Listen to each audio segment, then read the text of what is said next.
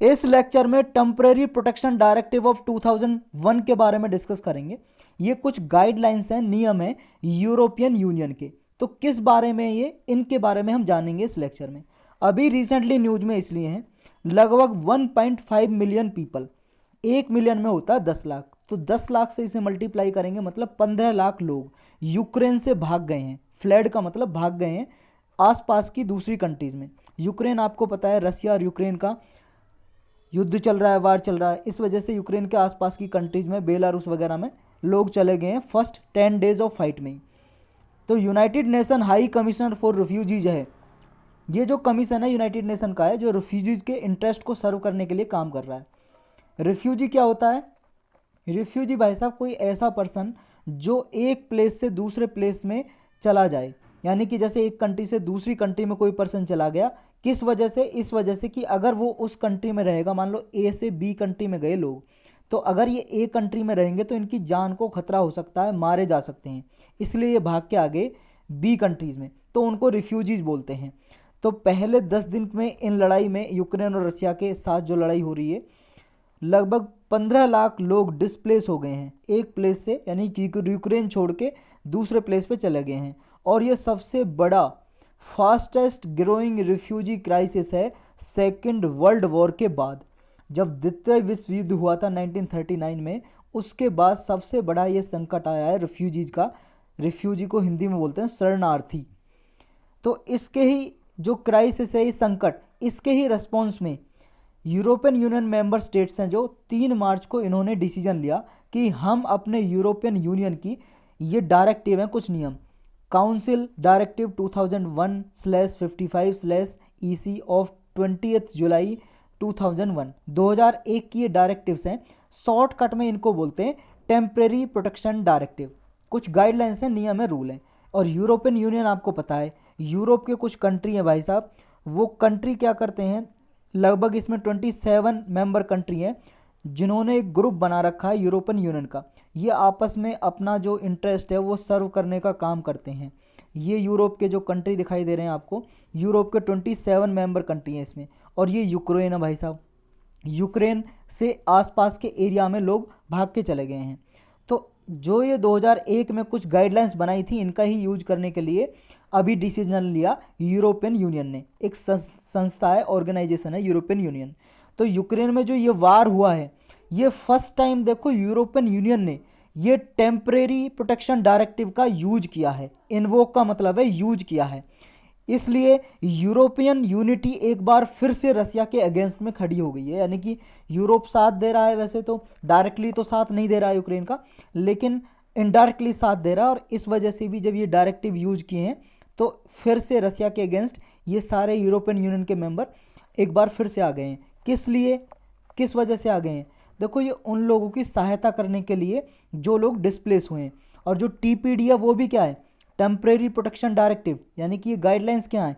ये गाइडलाइंस ये हैं, अगर कोई नॉन यूरोपियन यूनियन कंट्री से डिस्प्लेस हो जाता है पर्सन, मान लो वो कंट्री यूरोपियन यूनियन का पार्ट नहीं है, यूरोपियन यूनियन ऑर्गेनाइजेशन का वो सदस्य नहीं है, मेंबर नहीं है, वहाँ से कोई पर्सन आके यूरोपियन यूनियन का जो मेंबर है उसमें आ जाता है, तो उसको प्रोटेक्शन प्रोवाइड करने के लिए इसमें रूल्स, नियम, गाइडलाइंस हैं। ताकि देखो उसे ऐसा खतरा हो कि अगर वो अपनी कंट्री ऑफ ओरिजिन में जाएगा, यानी कि जिस देश का है, जैसे यूक्रेन से भाग के लोग आ गए फ्रांस में, अगर वो यूक्रेन में वापस जाएंगे तो उनकी जान को खतरा हो सकता है। और वो अभी वापस जाना उनका बिल्कुल ही अनेबल है, वो जाने के योग्य नहीं है, तो उनको रिस्क हो सकता है, उनकी जान को खतरा हो सकता है। उस केस में ये गाइडलाइंस यूज की जाती हैं। तो जो ये स्टैंडर्ड्स हैं, गाइडलाइंस हैं, इनकी क्या इंपॉर्टेंस है? पहली बात तो ये अगर गाइडलाइंस यूज की जाएंगी तो ये डिस्पैरिटीज़ जो यूरोपियन यूनियन कंट्रीज हैं उनके बीच में डिस्पैरिटीज़ हैं पॉलिसीज़ को लेके, डिस्पैरिटीज़ मतलब अंतर, डिफरेंसेस, उनको ये कम करेंगे, रिड्यूस करेंगे। कौन सा अंतर है जिसको कम करेंगे? अंतर ये है, देखो अभी जैसे यूक्रेन से भाग के ये भाई साहब, ये कंट्री यूक्रेन से भाग के, मतलब इस कंट्री से, यूक्रेन से आसपास के कंट्री में ये आ गए, पोलैंड में या रोमानिया में या इधर कंट्री में, जर्मनी में, इधर आ गए ये भाग के लोग। अब ये कंट्री सिर्फ अकेले ही इनकी जिम्मेदारी झेलेंगे ना, जो ये लोग आए भाग के यूक्रेन से, तो ये इन्हें शेल्टर देंगे, ये इन्हें होम प्रोवाइड करेंगे, टेम्परेरी हाउस, ये इन्हें खाना देंगे, ये इनकी मदद करेंगे, मेडिसिन देंगे, जो भी इन्हें चाहिए बेसिक नीड्स के लिए। तो सारा जो बर्डन है, बोझ, वो कुछ कंट्रीज़ पे ही होगा ना जहाँ ये भाग के गए। लेकिन अगर ये डायरेक्टिव यूज कर लिए जाते हैं, जो ये टीपीडी है, टेम्परेरी प्रोटेक्शन डायरेक्टिव, तो इसके साथ जब ये डायरेक्टिव यूज किए जाएंगे तो जितने भी यूरोपियन यूनियन कंट्रीज़ के मेंबर हैं ना, सब में ये बर्डन शेयर हो जाएगा। यानी कि सब इसका जो भी बोझ आएगा, इनके खाने पीने का खर्चा जो भी होगा, हाउसिंग का, सारी कंट्री मिलके इनकी सहायता करेंगी जो लोग डिस्प्लेस हुई हैं। तो ये इसका ये फ़ायदा होगा। ओरिजिन कब होता है इस टीपीडी का, जो ये टेम्परेरी प्रोटेक्शन डायरेक्टिव है, कब से इनका ओरिजिन होता है? देखो, इनका ओरिजिन जो होता है, क्यों होता है, 2001 में ये बने। तो क्यों हुआ 2001 में? देखो, जब कोल्ड वार का एंड हुआ था, शीत युद्ध, आप सबने पढ़ा होगा वर्ल्ड हिस्ट्री में, कोल्ड वार, शीत युद्ध बोलते हैं। कोई तलवारों हथियारों से लड़ने वाली कोई लड़ाई नहीं थी, सिर्फ विचारधारा की लड़ाई थी, आइडियोलॉजी की। कैपिटलिज्म वर्सेस कम्युनिज्म के अगेंस्ट लड़ाई थी ये। यूएसएसआर था एक तरफ, रूस का नाम पहले यूएसएसआर था, और एक तरफ था यूएस अमेरिका। तो यूएसएसआर का डिसइंटीग्रेशन हो गया था, यानी कि विखंडन। इससे कई सारी कंट्री बट गई थी। यानी कि जो ये कंट्री हैं, पहले यूक्रेन, बेलारूस और ये कजाकिस्तान वगैरह, जॉर्जिया, ये सब रसिया का ही पार्ट हुआ करती थी।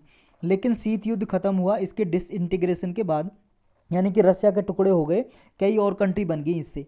तो इसके बाद से यूरोप में बहुत सारे मल्टीपल आर्म्ड कन्फ्लिक्ट देखने को मिले, मतलब आपस में एक दूसरे देश की लड़ाई हो रही है देखने को मिले। इसकी वजह से बहुत सारे पीपल डिस्प्लेस हुए, यानी कि अपने देश को छोड़ छोड़ के आसपास की कंट्रीज़ में जा रहे थे एज ए रिफ्यूजीज़ की तरह।